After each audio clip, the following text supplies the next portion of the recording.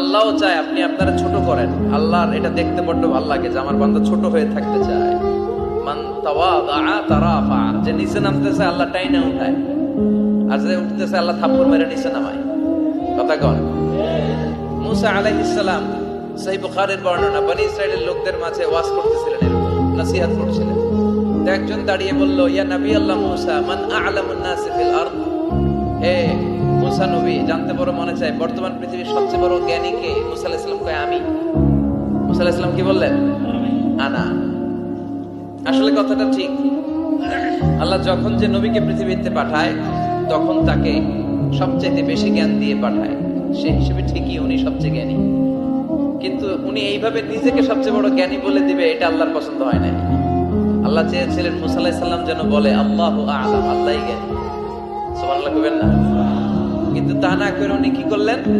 যখন বলল সবচেয়ে বড় জ্ঞানী কে, উনি হুট করে কি বলে ফেললেন? আনা, আমি। আল্লাহ এটা পছন্দ করেনি। আল্লাহ ডেকে বললেন, মুসা, ইউ আর অ্যাবসলিউটলি রং।